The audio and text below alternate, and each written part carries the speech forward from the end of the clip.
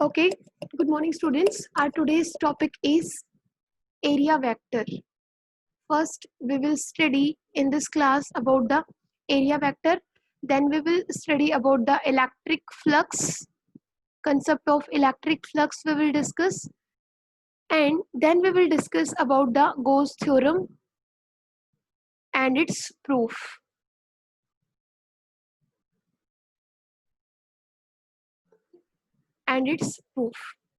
ये चारों टॉपिक आज हम डिस्कस करेंगे कि एरिया वेक्टर क्या होता है, इलेक्ट्रिक फ्लक्स क्या होता है, गॉस थ्योरम क्या है और कैसे हम गॉस थ्योरम को प्रूव कर सकते हैं। So let us discuss about the first topic, that is area vector.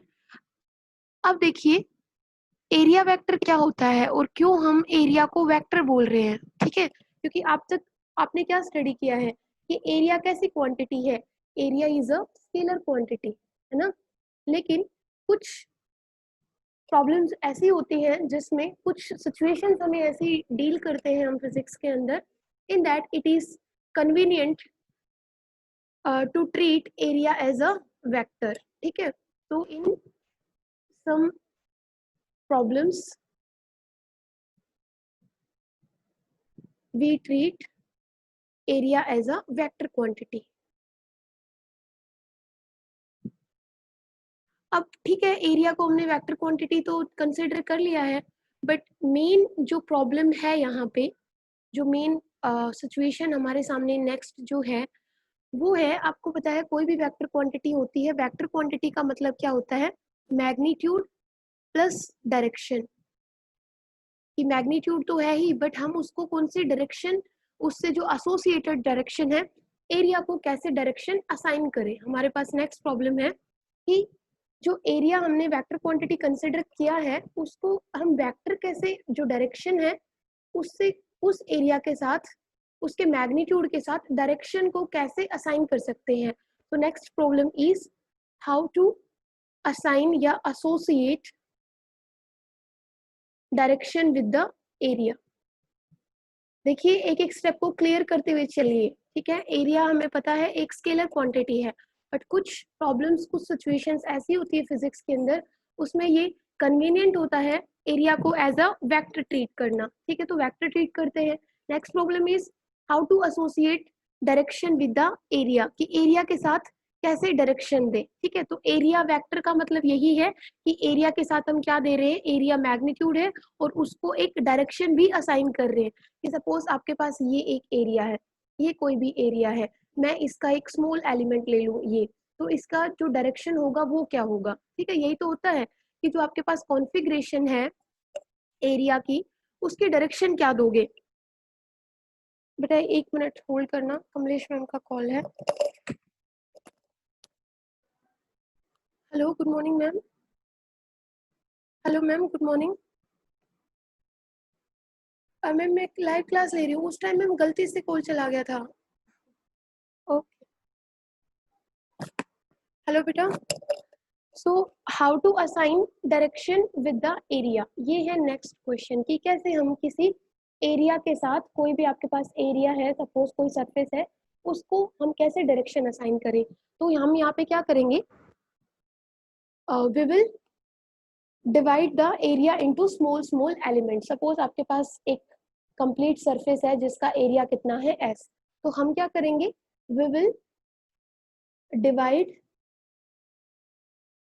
the given closed surface into small area elements, into small area elements, ठीक है। हम ये जो आपकी क्लोज्ड सरफेस है इसको छोटी छोटी सरफेसेस में क्या कर लेंगे, डिवाइड कर लेंगे। जैसे ये सरफेस हो गई ds, ये सरफेस हो गई ds, ठीक है। इस तरीके से we have divided the closed surface, complete closed surface into small area elements, and in one single small area element is also known as planar, ठीक है। इसको आप क्या बोल सकते हो, प्लेनर भी बोल सकते हो, ठीक है। अब ठीक है, हमने क्या किया, स्मॉल एरिया एलिमेंट्स में डिवाइड कर लिया है जिसमें एक single area element is known as planar. अब हम क्या करेंगे, इस स्मॉल एरिया एलिमेंट के ऊपर क्या ड्रॉ करेंगे, एक नॉर्मल ड्रॉ करेंगे। A normal is drawn to a planar or small area element. Small area element, जो आपने ये स्मॉल एरिया एलिमेंट लिया है, सपोज ds आपने एरिया एलिमेंट ले लिया, इसका एक स्मॉल पार्ट, इस पे आप क्या करोगे, एक नॉर्मल ड्रॉ करोगे, और नॉर्मल आपको पता है आप किसी भी डायरेक्शन में ड्रॉ कर लीजिए, हमेशा क्या होगा, सरफेस के परपेंडिकुलर होगा। ओके, आपने नॉर्मल भी ड्रॉ कर लिया, नॉर्मल टू द प्लेनर, ठीक है, you have drawn a normal to the planar, ठीक है। अब देखिए बेटा, ये जो नॉर्मल आपने ड्रॉ किया है, it can have two directions, समझ रहे हो मेरी बात, ये जो आपने नॉर्मल ड्रॉ किया है, it can have two directions, it can have inward direction and it can have outward direction as well, ठीक है। तो अभी भी प्रॉब्लम वही है, तो हम क्या लिखेंगे, but a normal can point in two directions, into two directions, can point into two directions, कौन कौन सी, एक तो इनवर्ड डायरेक्शन और दूसरी कौन सी होगी, आउटवर्ड डायरेक्शन। समझ गए कि किसी भी सरफेस पे कोई भी आपने एक स्मॉल एरिया एलिमेंट लिया है, कोई प्लेनर लिया है जिसको हम प्लेनर बोलते हैं, उस प्लेनर पे अगर आपने एक नॉर्मल ड्रॉ कर दिया है, that normal can point into two directions, inward and outward. But by convention हम क्या करते हैं, हमेशा ही जो एरिया पे जो आप नॉर्मल ड्रॉ कर रहे हो उसकी डायरेक्शन हमेशा हम क्या लेंगे, आउटवर्ड डायरेक्शन लेंगे, ठीक है। This normal always points into outward direction, और वही आपकी डायरेक्शन होगी किसकी, एरिया की। एरिया जो आपका आपने एरिया लिया है उस कॉन्फ़िगरेशन का जो डायरेक्शन होगी वो क्या होगी, आउटवर्ड, ठीक है। तो सपोज आपके पास ये एक सरफेस है, इस कंप्लीट सरफेस का एरिया है S, इसमें आपने you have considered a small area delta S, ठीक है।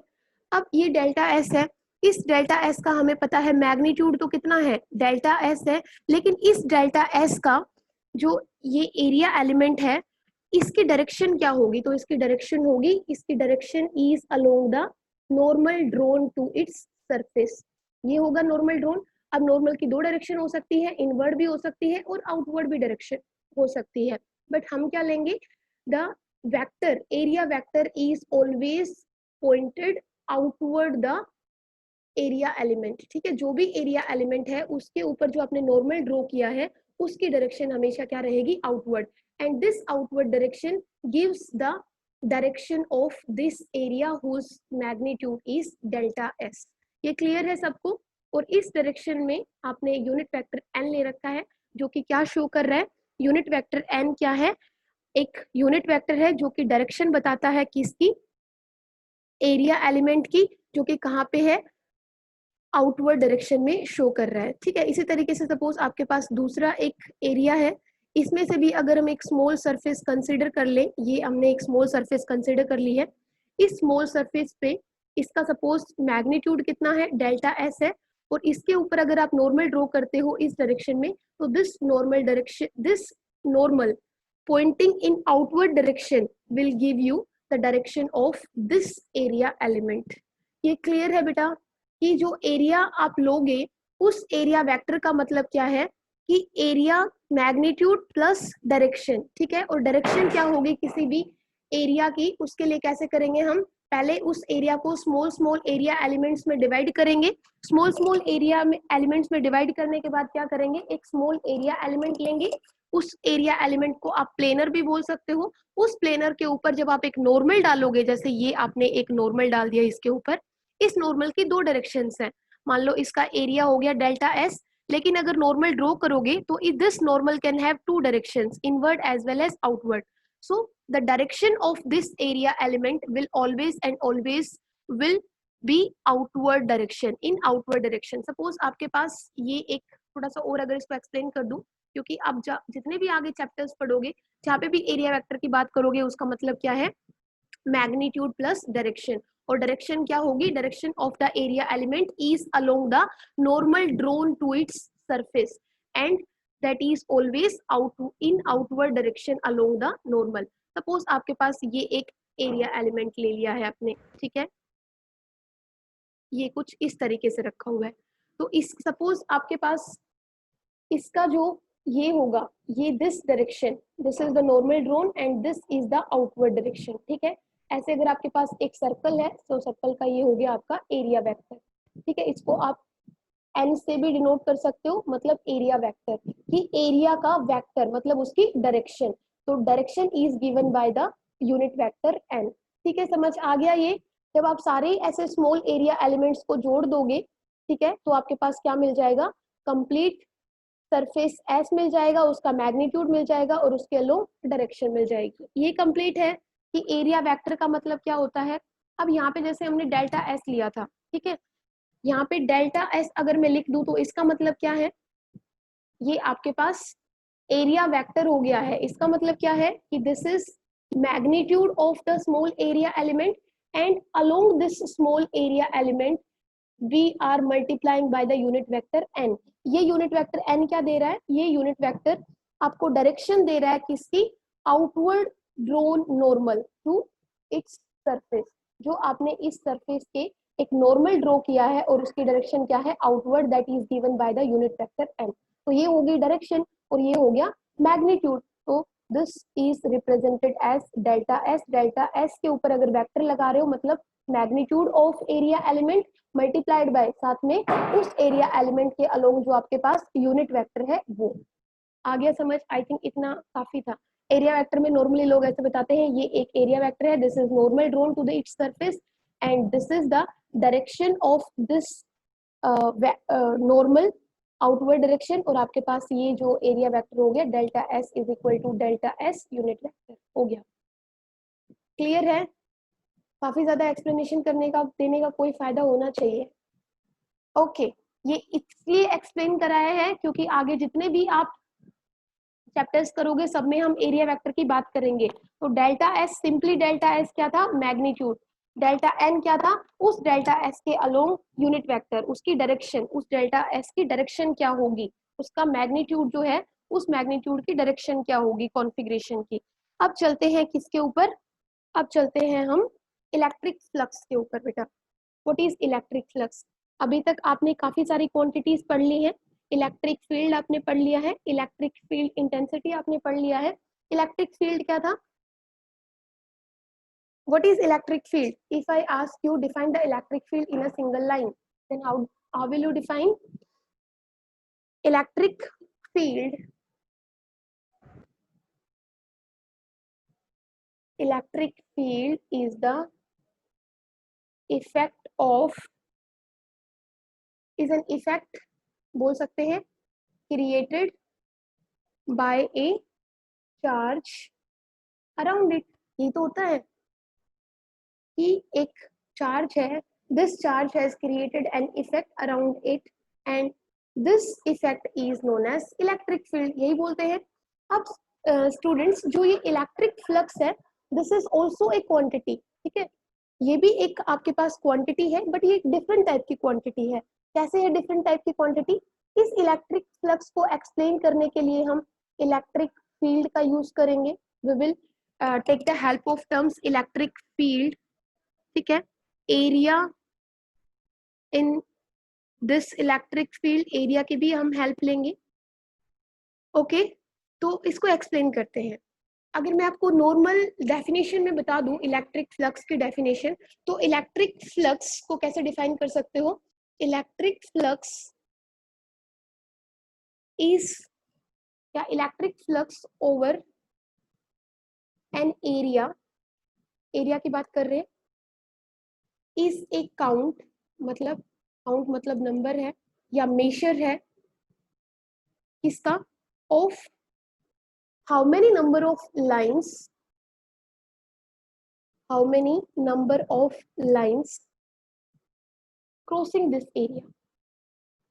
मतलब अगर आपने एक एरिया कंसिडर किया है, ठीक है, और उस एरिया में से कितनी नंबर ऑफ इलेक्ट्रिक लाइंस, मतलब इलेक्ट्रिक फील्ड लाइंस उस एरिया को क्या कर रही हैं, क्रॉस कर रही हैं, तो उस अगर लाइंस को, उन लाइंस को अगर आप काउंट कर लेते हो, मेजर कर लेते हो, that is known as electric flux.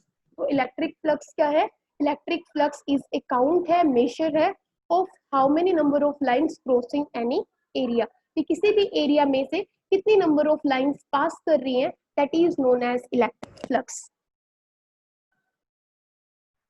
The field around, okay, field around the charge, अब समझ आ गया ना कि फील्ड कैसे बनता है, किसी चार्ज के चारों तरफ उसका इफेक्ट होता है, उसी को हम क्या कहते हैं, फील्ड। अब देखिए यहाँ पे suppose this these are the electric field lines, ठीक है, नहीं पहले एरिया एलिमेंट बनाते हैं। Suppose this is an area element, this is delta S, कोई एरिया एलिमेंट है हमारे पास, and these are the number of lines which are crossing this area element, actually not area। तो देखिए काउंट कीजिए यहाँ पे 1 2 3 4 5 6 7, that means area element delta S intercepts, एक मिनट बेटा,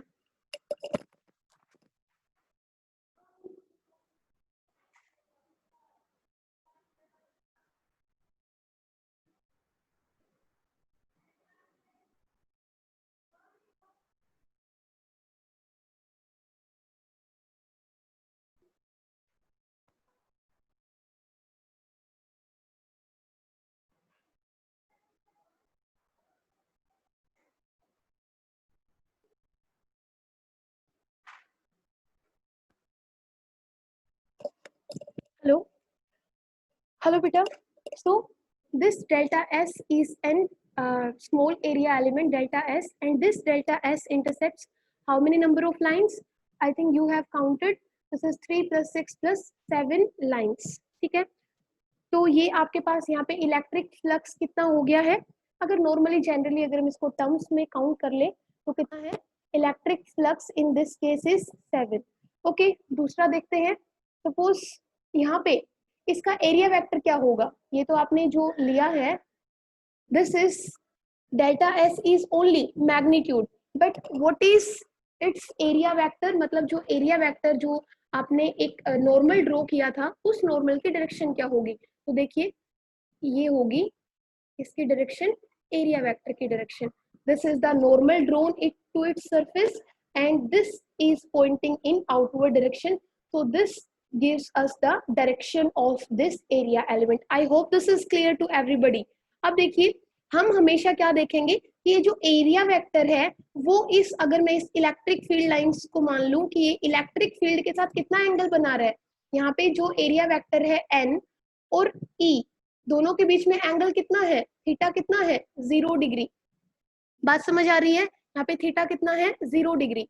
अब एक दूसरा केस लेते हैं जहाँ पे हम क्या करते हैं, हमारा जो ये एरिया एलिमेंट है इसको थोड़ा सा टिल्ट कर देते हैं, और टिल्ट करके ऐसे करते हैं कि जो ये इस इलेक्ट्रिक फील्ड के साथ कुछ एंगल बनाए। अभी तो आप देख रहे हो ना दोनों के बीच में एंगल कितना है, 0 डिग्री है, क्योंकि दोनों एक ही डायरेक्शन में क्या है, अलाइन है।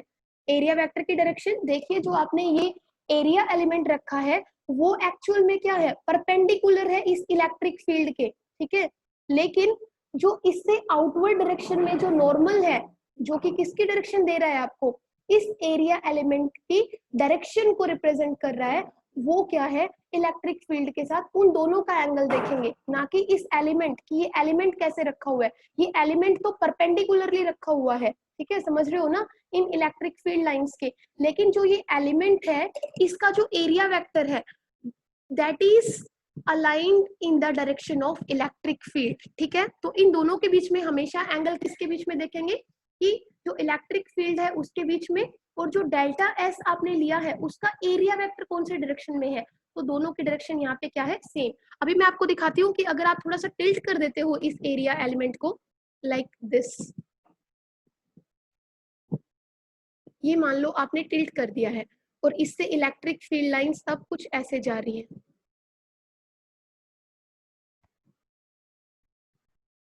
देखिए थोड़ा सा स्ट्रेट नहीं बनी है, ठीक है। अब ये डायरेक्शन हो गई किसकी, इलेक्ट्रिक फील्ड की। अब ये देखिए जो एरिया वेक्टर है उसकी डायरेक्शन क्या है, एरिया वेक्टर तो देखिए इस डायरेक्शन में पॉइंट कर रहा है। अब दोनों के बीच में एंगल कितना है, दोनों के बीच में एंगल कितना है, थीटा। तो जब दोनों के बीच में एंगल थीटा है तो काउंट कीजिए यहाँ पे जो नंबर ऑफ लाइन्स है 1 2 3 4 5 6, यहाँ पे 6 लाइन से क्या कर रही है, पास कर रही है। तो जब आपका एरिया एलिमेंट को टिल्ट कर दो या फिर इलेक्ट्रिक फील्ड की डायरेक्शन को चेंज कर दो, इस तरीके से चेंज कर दो कि दोनों के बीच में कि जो आपके पास डेल्टा एस है उसका एरिया वेक्टर और इलेक्ट्रिक फील्ड दोनों के बीच में कुछ एंगल बने, तो उस केस में आपका इलेक्ट्रिक फ्लक्स भी क्या हो रहा है, चेंज हो रहा है। मतलब जो नंबर ऑफ लाइंस इस एरिया एलिमेंट्स में से पास करेंगी वो भी क्या हो रहा है, चेंज हो रहा है। तो ये चीज क्लियर है कि कैसे हम क्या कहते हैं इलेक्ट्रिक फील्ड में से जो लाइंस पास कर रही है उसकी हेल्प से किसको एक्सप्लेन कर रहे हैं, इलेक्ट्रिक फ्लक्स को एक्सप्लेन कर रहे हैं। अब आप देखिए इलेक्ट्रिक फ्लक्स को आप एक्सप्लेन करते हो, डिनोट करते हो by this letter, this is known as phi. अब देखो अगर ये मैंने एक स्मॉल एरिया एलिमेंट लिया है डेल्टा एस, तो इसमें से जो फ्लक्स मुझे मिलेगा वो भी स्मॉल फ्लक्स होगा डेल्टा फाई, और वो किसके इक्वल होगा, electric flux through this area element delta S in an electric field, electric field के अंदर ही है। इसको हम कैसे लिख सकते हैं, इसको हम लिख सकते हैं ई डॉट डेल्टा एस, कि जो दो वेक्टर क्वांटिटीज हैं उनके डॉट प्रोडक्ट के इक्वल होगा जितना भी फ्लक्स होगा वो। और इसको आप कैसे लिख सकते हो, ई delta S cos of theta, यही लिख सकते हो। डॉट प्रोडक्ट को ओपन करोगे तो आपके पास क्या आएगा, कॉस थीटा। अब इसको आप कैसे लिख सकते हो, डेल्टा फाई क्या है, delta phi is the small flux, electric flux coming out through an small area element delta S placed in an electric field, and it is proportional, this electric flux through a surface delta S is proportional to the number of field lines, number of field lines cutting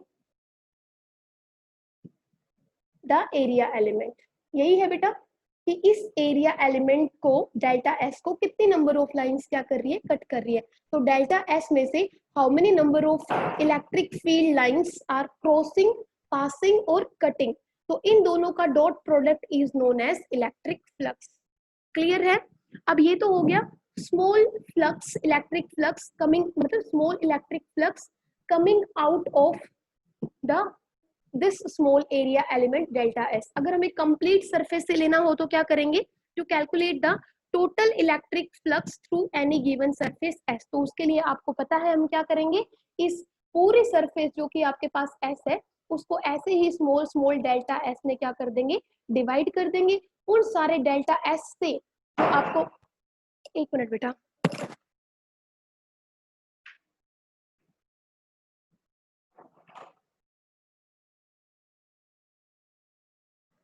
जो single area element से जो आपको flux मिल रहा है वो कितना है, delta phi है। ऐसे ही मान लो ये आपके पास फर्स्ट एरिया एलिमेंट हो गया डेल्टा एस वन, ऐसे ही डेल्टा फाई टू मिलेगा, डेल्टा फाई थ्री मिलेगा, और इन सारे डेल्टा फाई को अगर आप जोड़ दोगे तो आपको क्या मिलेगा, टोटल इलेक्ट्रिक फ्लक्स मिलेगा। तो वो एक बार देख लेते हैं आप कैसे निकालोगे। तो जो टोटल इलेक्ट्रिक फ्लक्स है उसके लिए आप क्या करोगे, समीशन करोगे,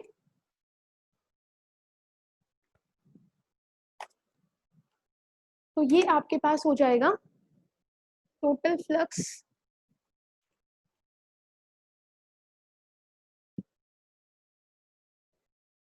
total electric flux through any surface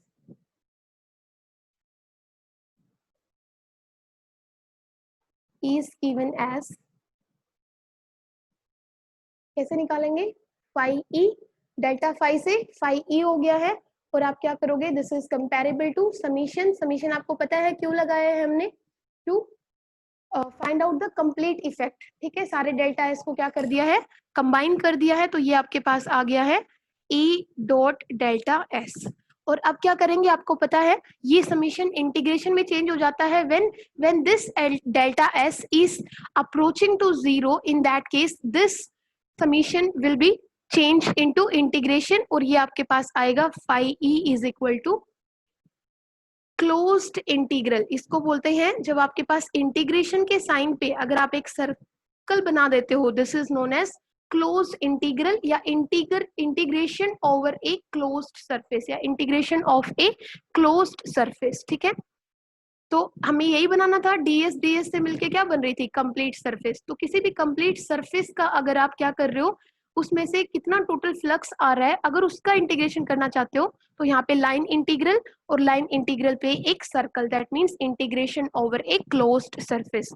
और ये कितना होगा, ये होगा आपके पास E। अब आपको पता है जब भी आप समीशन से इंटीग्रेशन पे आते हो और and delta S is almost approaching to 0, in that case delta S will be replaced by ds। ठीक है, और इसको आप कैसे कैसे लिख सकते हो, डॉट प्रोडक्ट का ओपन कर दो and it would become EDS cos of theta. And what is theta, आपको पता है इलेक्ट्रिक फील्ड लाइन और डेल्टा S का जो एरिया वेक्टर है, please remember I am not saying delta S कैसे रखी हुई है, इसका जो एरिया वेक्टर है उन दोनों के बीच में कितना एंगल बन रहा है, that is theta.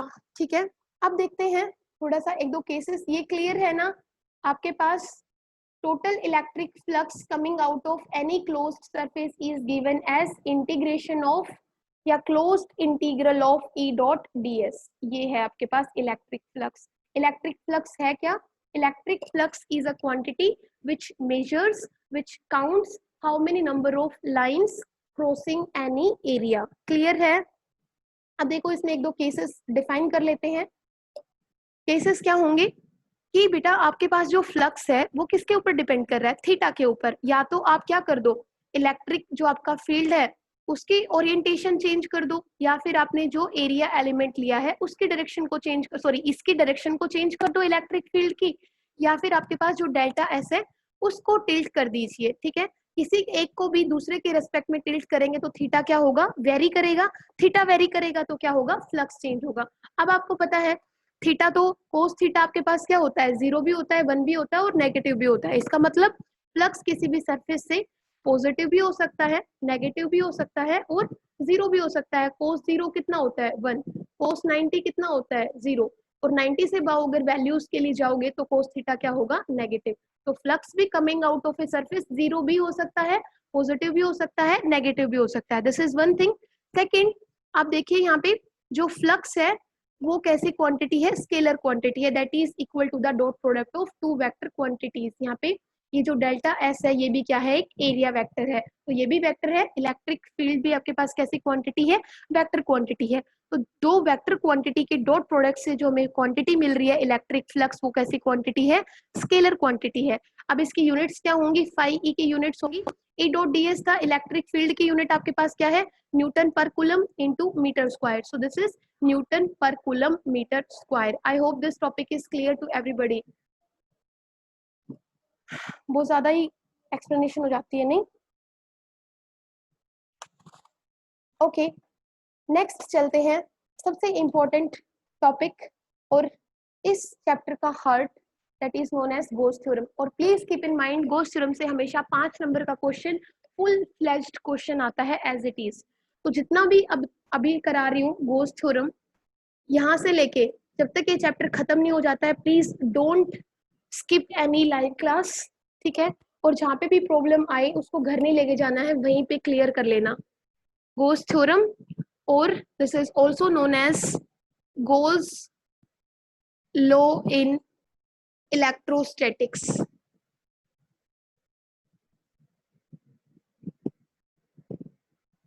Goes law in electrostatics. अब मैं यहीं पे बता देती हूँ, हम यहाँ पे इलेक्ट्रोस्टैटिक्स के अंदर फर्स्ट यूनिट के अंदर गोस लॉ पढ़ रहे हैं। हम थर्ड यूनिट के अंदर जो कि मैग्नेटिज्म से रिलेटेड है, वहां पे हम पढ़ेंगे गोस लॉ इन मैग्नेटोस्टैटिक्स। तो कंफ्यूज नहीं होना है, जब मैं वहां पे आप लोगों से रेफरेंस मांगू कि हाँ ये हमने स्टडी किया, तो थोड़ा सा अभी से माइंड में रख के चलो कि हमें ये सारी चीजें हमें कहाँ पे रिपीट होंगी। जो मैग्नेटिज्म जब करेंगे तो वहां पे जैसे आपने यहाँ पे इलेक्ट्रिक डाइपोल पढ़ा है, वहां पे मैग्नेटिक डाइपोल पढ़ोगे और ये सारी चीजें। तो पहले गोस थ्योरम के बारे में एक दो लाइंस में बता देती हूँ आपको कि first of all goes theorem क्या है, ये आप भी साथ साथ लिख लीजिए। अगर लिखना चाहे तो गोस थ्योरम इज ए माइलस्टोन। मैंने आपको पहले ही बताया था कि लास्ट चैप्टर में हमने कुलम्स लॉ की बात की थी, इस चैप्टर में हम गोस लॉ की बात करेंगे। तो गोस theorem is a milestone in the field of electrical charges. जब हम इलेक्ट्रिकल चार्जेस की बात करते हैं तो इट्स अ माइलस्टोन, मतलब it's a very great achievement बोल सकते हैं। ठीक है, इससे हम बहुत सारी प्रॉब्लम्स को रिजोल्व करते हैं। चार्जेस से कैसे हमारे पास जो फोर्स है उसकी एक्यूरेसी हम इसी थ्योरम से निकालते हैं। तो ये क्या है, दिस इज द, आप लोगों को पता है ना मैक्सवेल ने 4 इक्वेशंस दी थी, और उन 4 इक्वेशन में से this is the first equation, this is the first equation of Maxwell. Maxwell ने 4 इक्वेशंस दी थी, out of 4 equations this is the first equation that is known by the name goes law या गोस law इन electrostatic और गोस theorem. ठीक है, उसके बाद अब आप इसका अगर इंपॉर्टेंस समझना चाहते हैं तो ये समझिए, अगर हम जो ये 4 इक्वेशंस थी, in these 4 equations we want to complete electricity, we can, with the help of these 4 equations we can explain complete electricity plus complete magnetism। मतलब ये 4 इक्वेशंस इतनी इंपॉर्टेंट हैं कि इन चारों इक्वेशंस से हम कंप्लीट इलेक्ट्रिसिटी को एक्सप्लेन कर सकते हैं और कंप्लीट मैग्नेटिज्म को एक्सप्लेन कर सकते हैं। तो उन चारों इक्वेशंस में से एक इक्वेशन है गोस थ्योरम। तो आई होप आपको इसका इफेक्ट मतलब इम्पोर्टेंस समझ आ गया है कि अगर कंप्लीट इलेक्ट्रिसिटी और कंप्लीट मैग्नेटिज्म को अगर सिर्फ और सिर्फ आप 4 इक्वेशंस से कंप्लीट कर सकते हो, एक्सप्लेन कर सकते हो, and out of 4 equations one is Gauss theorem and we are studying over here Gauss theorem in this chapter, तो this is very very important. इसीलिए मैं बता रही हूँ कि इस पे से 5 नंबर का क्वेश्चन फुल फ्लैश्ड आता है, तो यहाँ से थोड़ा सा ध्यान देना शुरू कर दीजिए। तो Gauss theorem हमें क्या बताती है, इट इज द, अब ध्यान से समझिए एक एक वर्ड को, it is the Gauss theorem which tells us that it is the electric charge which is responsible for what, बताइए, इलेक्ट्रिक चार्ज किसके लिए रिस्पॉन्सिबल है?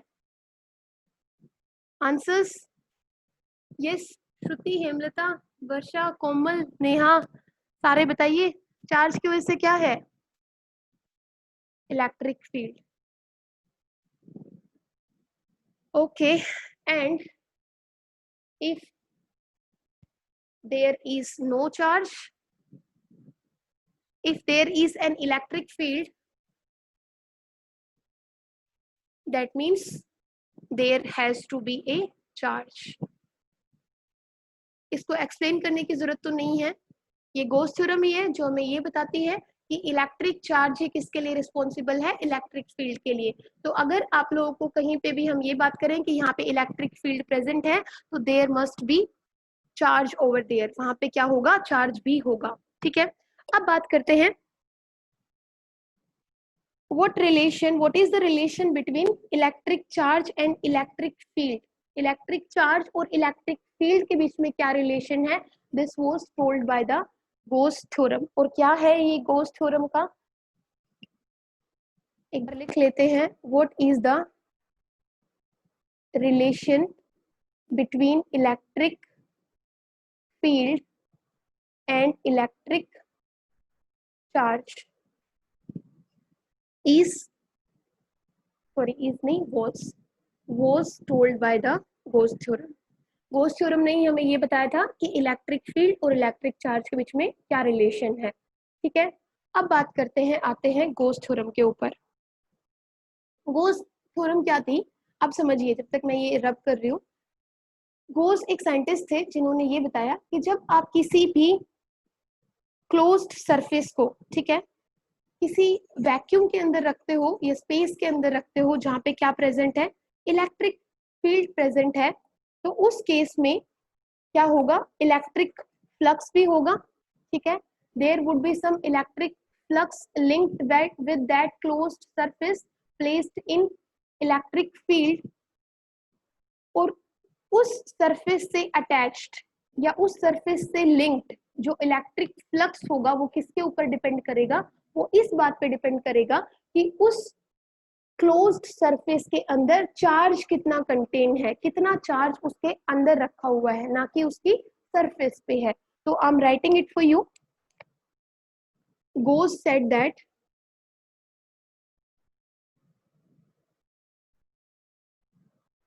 if we place, I know काफी बच्चों को लग रहा होगा हमें समझ आ गया, लिखने की क्या जरूरत है। If we place any closed surface in a space, यहाँ पे हम वैक्यूम की ही बात करेंगे कि आपका कहाँ रखा होगा, वैक्यूम के अंदर, where there is an electric field, then there would be some flux linked with the closed surface। कि सपोज आप किसी क्लोज्ड सरफेस को किसी स्पेस के अंदर रख देते हो इलेक्ट्रिक फील्ड के अंदर, तो उस क्लोज्ड सरफेस से लिंक्ड क्या होता है, इलेक्ट्रिक फ्लक्स होता है।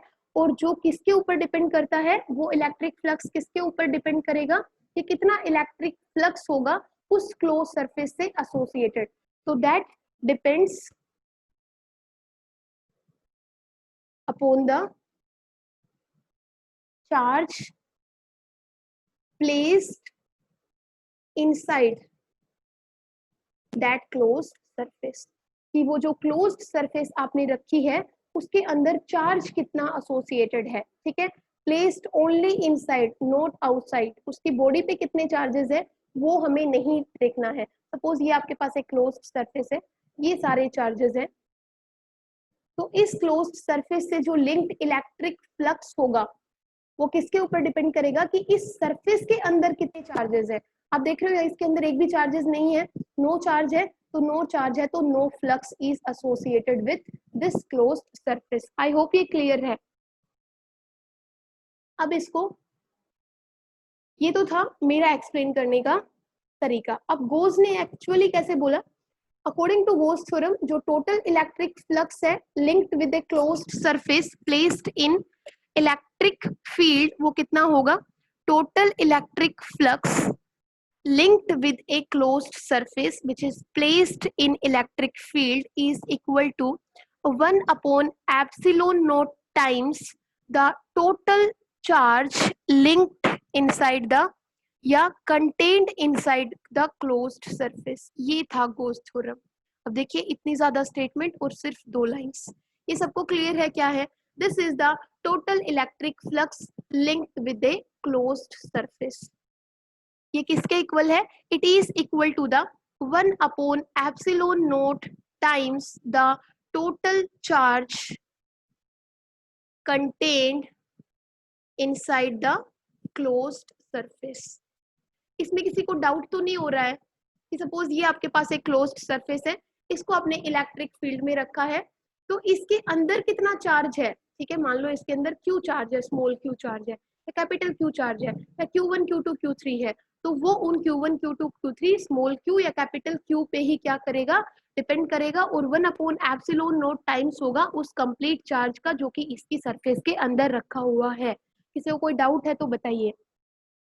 तो ये आपके पास हो गया total electric flux linked with a closed surface placed in an electric field is equal to the 1 upon epsilon naught times of total charge contained inside it। ठीक है, और अभी हमने एक और निकाला था फ्लक्स के लिए स्टेटमेंट, वो क्या था, टोटल इलेक्ट्रिक फ्लक्स, उसका क्या, integral of closed surface and E dot ds, यही था। तो ये आपके पास हो गया total electric flux 1 upon epsilon naught times, and this is equal to the closed integral of electric field lines crossing a small area element delta s। Is this complete relation, mathematical relation gives us the statement of Gauss theorem. अगर किसी को कोई problem है तो बोलिए, otherwise मैं proof की तरफ मूव ऑन करूं. ये श्रुति, सपना, प्रियंका, जितेन, टिंकू, क्लियर है बेटा गॉस थ्योरम क्या है? चले प्रूफ की तरफ. ओके, अब मूव ऑन करते हैं towards the proof. Proof of Gauss theorem. इसको मैं थोड़ा सा फास्ट लेके जाऊंगी क्योंकि लेक्चर एंड होने को आया है. गॉस थ्योरम, गॉस थ्योरम का प्रूफ क्या है? अब देखिए, सपोज यहाँ पे हम मान लेते हैं हमारे पास एक आइसोलेटेड चार्ज है, positive charge Q, and this is placed at the centre of A sphere of radius R. ये हमारे पास एक स्फीयर है, this is a sphere of radius R, and at its centre O, an isolated charge plus Q is placed at its center, and जो radius है वो कितना है R. हमने यहाँ पे इसकी सरफेस के ऊपर एक स्मॉल एरिया एलिमेंट कंसिडर किया है जिसका एरिया कितना है ds, and this ds is almost very very small. ये बोल सकते हैं बहुत स्मॉल एरिया एलिमेंट है ये. अब आप देखिए, कंप्लीट सरफेस है, उसका एरिया कितना है s. उस s में से एक स्मॉल एरिया एलिमेंट ds हमने क्या किया है, कंसिडर किया है, और इसकी सरफेस पे हमने एक पॉइंट लिया है p. इस पॉइंट का नाम क्या है, p. हमने एक पॉइंट ले लिया है और इस पॉइंट P को कौन सराउंड कर रहा है, this area element surrounds the point P. अब इस पॉइंट P पे, एट पॉइंट P, जो इलेक्ट्रिक फील्ड इंटेंसिटी होगी, बात समझिए, इलेक्ट्रिक फील्ड इंटेंसिटी कितनी होगी? तो आपको पता है इलेक्ट्रिक फील्ड इंटेंसिटी क्यों होगी, क्योंकि ये किसी इलेक्ट्रिक फील्ड के अंदर रखा हुआ है. किसके इलेक्ट्रिक फील्ड के अंदर रखा हुआ है? इस प्लस Q के इलेक्ट्रिक फील्ड के अंदर रखा हुआ है. तो जो इलेक्ट्रिक फील्ड इंटेंसिटी होगी at this point P, which is placed at the surface of this sphere, वो क्या होगा, Q अपॉन में 4 pi epsilon note, and 1 upon में यहाँ से यहाँ तक का डिस्टेंस इज R स्क्वायर. ठीक है, यही होगा. अगर आप इसको वेक्टर फॉर्म में लिखना चाहते हैं तो आपको पता है यहाँ पे यूनिट वेक्टर से मल्टीप्लाई कर देंगे, लेकिन अब आपको पता है तो हम इसको सिंपली नॉर्मली लिख लेते हैं. अब देखिए, हमने जो ये एरिया एलिमेंट कंसिडर किया है वो हम मान लेते हैं किसके अराउंड है, इस पॉइंट P को सराउंड करता है, इसके अराउंड है. ठीक है, तो जो इलेक्ट्रिक फ्लक्स होगा इस ds में से वो कितना होगा, electric flux over this area element ds में से जो फ्लक्स होगा वो कितना होगा, आपको पता है. अगर आप ds इसको बोल रहे हो तो फ्लक्स कितना होगा, स्मॉल फ्लक्स होगा. तो मैं उसको लिख सकती हूँ d phi e लिख सकती हूँ, और वो किसके इक्वल होगा, E डॉट ds, इसी के इक्वल होगा. इसको आप जब सोल्व करेंगे तो कितना आएगा, आपको पता है E की वैल्यू कितनी है, Q over 4 pi epsilon note, और ये क्या आ जाएगा, डिवाइडेड बाई R स्क्वायर, और साथ में क्या आ जाएगा ds. ठीक है, यही आएगा. देखिए यही आएगा. E की वैल्यू आपने पुट कर दी है, ds की वैल्यू आपने पुट कर दी है. मैं करना क्या चाहती हूँ, यहाँ से प्रूफ देना चाहती हूँ किसका, गॉस थ्योरम का. और ये किसके इक्वल था, close integral of E dot ds. तो देखिए आपने ये लिखा, E डॉट ds लिखा, और ये आ गया. अब आप दोनों तरफ इंटीग्रेशन कर दीजिए, क्योंकि यही तो है, हम राइट हैंड साइड को उठा रहे हैं. ठीक है, E डॉट ds, तो ये हमने निकाल लिया. देखिए इसमें कंफ्यूज मत होइएगा, ये ds है, ds में से जो इलेक्ट्रिक फ्लक्स है वो कितना होगा, d phi e होगा, और वो कितना होगा, E डॉट ds के इक्वल होगा. ये क्लियर है. फिर आपने क्या किया, E की वैल्यू यहाँ से उठा के रख दी, और साथ में ds है. ठीक है, अब हम इस इक्वेशन को उठा लेते हैं. इस इक्वेशन को उठा के प्रूव कर देंगे कि इस इक्वेशन में जब वैल्यूज पुट करते जा रहे हैं तो क्या वो Q बाई एप्सिलॉन नोट के इक्वल होता है या नहीं होता है. ठीक है, तो यहाँ पे इस तरफ भी इंटीग्रेशन कर दीजिए. तो इंटीग्रेशन करोगे तो क्या आएगा, ये हो जाएगा आपके पास close integral of E dot ds, और ये देखते हैं कितना होगा. अब इसमें Q कांस्टेंट है, 4 pi epsilon note, R square भी कांस्टेंट है, तो इन सबको बाहर लिख लीजिए. Q over 4 pi epsilon note R square, और इंटीग्रेशन किसका करोगे, इंटीग्रेशन करोगे ds का. अब ds क्या है, स्मॉल एरिया है, इसका इंटीग्रेशन करोगे तो क्या बनेगा, सर्कल का पूरा एरिया, सॉरी स्फीयर का पूरा एरिया, क्योंकि ये एक स्फीयर है और स्फीयर का एरिया कितना होता है 4 पाई आर स्क्वायर। तो जब ds का इंटीग्रेशन करोगे सारे ds मिला के क्या बना देंगे, कंप्लीट स्फीयर, और ये आपके पास आ जाएगा q over 4 pi epsilon not r square, और ये आपके पास आ जाएगा 4 pi r square, 4 pi r square से 4 pi r square, and this is equal to q over epsilon not. आ गया आपके पास, यही तो प्रूव करना था कि E dot close integral of E dot ds is equal to q over epsilon naught. यहाँ पे आपने कैपिटल Q लिखा था, अगर यहाँ पे आपके पास स्मॉल q है तो स्मॉल q लिख लीजिए कि जो टोटल फ्लक्स है that is equal to the 1 by epsilon naught times the total charge contained inside the body. ये क्लियर है सबको कि हमने कैसे इसको प्रूव किया है। एक स्फीयर लिया है जिसका रेडियस r है, उसके सेंटर पे एक चार्ज रखा है, यहाँ पे इसकी सरफेस पे हमने एक P पॉइंट माना है, इस P पॉइंट को एक स्मॉल एरिया एलिमेंट ds क्या कर रहा है, सराउंड कर रहा है। अब इस पॉइंट पे हमने पहले इलेक्ट्रिक फील्ड इंटेंसिटी निकाल ली, ये आ गया, ठीक है। अब इस स्मॉल एरिया एलिमेंट से जो फ्लक्स कमिंग आउट है वो कितना होगा, d phi e होगा, that is given as E dot ds। अब हमने देख लिया कि E डॉट ds तो आ गया हमारे पास। अब इस इक्वेशन को फॉलो करते हुए चलते हैं कि चलो इसका इंटीग्रेशन ले लेते हैं दोनों तरफ। तो यहाँ पे E की वैल्यू हमने पुट की, पहले साथ में ds है, इस तरफ भी इंटीग्रेशन, इस तरफ भी इंटीग्रेशन, ये आपने एज इट इज रख लिया। q over 4 pi epsilon not r square को इंटीग्रेशन से बाहर रख दिया। इंटीग्रेशन किसका करोगे, ds का इंटीग्रेशन करोगे मतलब ds को सम कर दोगे और वो किसके इक्वल आ जाएगा, 4 pi r square. 4 pi r square से कैंसल आउट हो गया and you are left with q by epsilon naught. यही तो प्रूफ था। किसी को कोई प्रॉब्लम यहाँ तक? प्रॉब्लम है तो बोलिए, क्योंकि यहाँ पे प्रॉब्लम रह गई तो आप क्वेश्चन अटेम्प्ट नहीं कर पाओगे वहां पे, पहले ही बता रही हूँ। यहाँ पे शर्म करोगे तो वहां मरोगे। अभी बेशर्म होके बोलो कि नहीं समझ आया है। ओके, आगे चलते हैं। अभी तो हमने देखा कि आपके पास यहाँ पे एक चार्ज था, ठीक है, पॉइंट चार्ज हमने लिया था।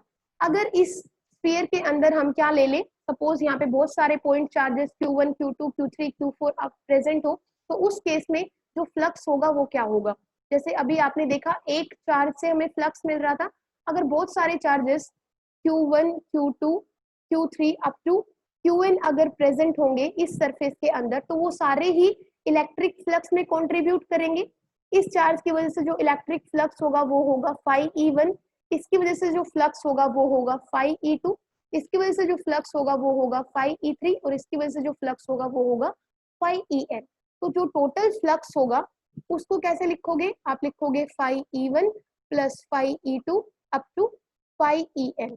तो phi E1 को कैसे लिख सकते हो, Q1 अपॉन में epsilon naught, Q2 over epsilon naught, Q3 over epsilon naught up to Qn over epsilon naught. यहाँ से क्या कॉमन ले सकते हो, 1 अपॉन एप्सिलॉन नोट कॉमन ले सकते हो। This is summation i equal to 1 to i equal to n, और इसको क्या लिख सकते हो, Qi। क्लियर है। अब इस Qi को सीधा ही आप रिप्लेस कर दो किससे, कैपिटल Q से। तो phi e क्या हो गया, Q ओवर एप्सिलॉन नोट। अगर आपसे पूछे व्हाट इज Q, तो Q की वैल्यू किसके इक्वल हो जाएगी, summation of 1 i equal to 1 to n and this is equal to Qi। इसको आपने किससे लिख दिया है कि सारे चार्जेस मिलके आपको क्या देंगे, कंप्लीट चार्ज Q। क्लियर है, कोई प्रॉब्लम? 2 मिनट और हैं, थोड़ा सा डिस्कशन और करते हैं इसके ऊपर। अब आपको पता है गोस थ्योरम को अगर हम मैथमेटिकली लिखते हैं तो क्या आता है आपके पास, वो आपके पास आ जाता है phi e and this is equal to close integral of E dot ds and this is equal to 1 upon epsilon naught times of Q। ये आपने देख लिया। क्वेश्चन ये है कि अगर आपके पास चार्ज के सराउंडिंग अगर वैक्यूम ना क्रिएट होके, ये इक्वेशन थी वैक्यूम के लिए, ठीक है, अगर वैक्यूम ना होके if there is a medium is present over the या प्रेजेंट अराउंड द चार्ज, उस केस में जो आपकी ये इक्वेशन है वो कैसे चेंज हो जाएगी, phi e is equal to Q over epsilon, ठीक है, सिर्फ एप्सिलॉन, ये क्या हो जाएगी फॉर द मीडियम, ठीक है। ये किसके लिए है, वैक्यूम के लिए, फ्री स्पेस के लिए। ये चीजें याद रखिए प्लीज। नेक्स्ट जो आप कंक्लूजन यहाँ से ड्रॉ कर सकते हो, क्या कर सकते हो, अगर net charge inside the surface कितना है 0, तो इलेक्ट्रिक फ्लक्स भी कितना होगा 0। नेक्स्ट क्वेश्चन ये है कि जो अगर आपकी सरफेस है, ये एस सरफेस है, इसके बाहर अगर चार्ज प्रेजेंट है तो क्या वो इलेक्ट्रिक फ्लक्स में कंट्रीब्यूट करेगा? तो आंसर है no, no contribution is there in the electric flux due to the charges present on the surface of any closed surface या placed on the surface of Gaussian surface. ठीक है, हम ये जो सरफेस गोस theorem में consider कर रहे हैं उसको हम Gaussian surface बोलेंगे, अभी नेक्स्ट देखोगे. थर्ड कंक्लूजन ये है कि जो आपकी गोस थ्योरम है वो किसके ऊपर प्रेजेंट है? इनवर्स स्क्वायर लॉ पे. क्योंकि अभी आपने देखा जो लास्ट में हमारे पास रिजल्ट आया था ये E डॉट डी एस वो किसके इक्वल था? Close integral of Q over 4 pi epsilon note और साथ में क्या था? R स्क्वायर, और हमने क्या लिखा था? 4 पाई R स्क्वायर. तो देखिए किसके ऊपर डिपेंड करती है? इनवर्स स्क्वायर लॉ पे. अब अगर देखिए, अगर गोस थ्योरम को प्रूव करना क्या पॉसिबल होता अगर कूलम्स लॉ या फिर इलेक्ट्रिक फील्ड इंटेंसिटी किसको अगर फॉलो नहीं करती, अगर इनवर्स स्क्वायर लॉ को फॉलो नहीं करती, तो क्या गोस थ्योरम को प्रूव करना इजी होता? देखिए अगर यहाँ पे आर स्क्वायर नहीं होता तो जो हमने स्फीयर का एरिया 4 पाई आर स्क्वायर से मल्टीप्लाई किया तो आर स्क्वायर से आर स्क्वायर कैंसिल हो गया. तो अगर ये इलेक्ट्रिक फील्ड इंटेंसिटी या कूलम्स लॉ अगर इनवर्स स्क्वायर लॉ को फॉलो नहीं करते तो उस केस में हमारे पास गोस थ्योरम प्रूव नहीं कर सकते थे. क्योंकि मान लो यहाँ पे आर होता, ठीक है, या फिर एक डायपोल होता, डायपोल में आपको पता है ना आर क्यूब होता है, तो अगर आर क्यूब होता तो मान लो आर स्क्वायर से स्क्वायर हो जाता, लेकिन आपके पास स्टिल क्या होता? क्यू अपॉन एप्सिलॉन नोट एक आर रह जाता, तो भी आप गोस थ्योरम को प्रूफ नहीं कर पाते. ठीक है, तो क्वेश्चन आपको अगर एक्सप्लेन करना आ जाए कि explain how we can not explain the या give the proof of Gauss theorem if जो आपका इलेक्ट्रिक फील्ड इंटेंसिटी है या इलेक्ट्रिक फील्ड है does not follow the inverse square law. Question समझ आ गया? अब आप क्वेश्चन को ऐसे भी कर सकते हो कि क्या गोस थ्योरम को प्रूव करना पॉसिबल था अगर एक डायपोल प्लेस्ड होता किसके अंदर? सरफेस के अंदर. तो डायपोल प्लेस्ड होता तो आपको पता है डायपोल की वजह से जो इलेक्ट्रिक फील्ड होता है वो कितना होता है? Q upon 4 pi epsilon naught R cube. इस चार्ज की जगह अगर मैं क्या ले लेती? एक डायपोल को रख देती, तो क्या गोस थ्योरम का प्रूफ पॉसिबल था? तो प्रूफ पॉसिबल नहीं था, क्योंकि जो आप इलेक्ट्रिक फील्ड इंटेंसिटी लिखते ना इस पॉइंट पे इस डायपोल की वजह से वो कितनी लिखते? Q upon 4 pi epsilon naught R cube. मतलब जो भी लिखते लेकिन वो इलेक्ट्रिक फील्ड इंटेंसिटी किसके इनवर्सली प्रोपोर्शनल होती? आर क्यूब के. और लास्ट में आपको रिमाइंडर में क्या मिलता? एक आर भी मिल जाता, क्यू और एप्सिलॉन नोट नहीं मिलता. क्लियर है ये? कोई प्रॉब्लम? कोई प्रॉब्लम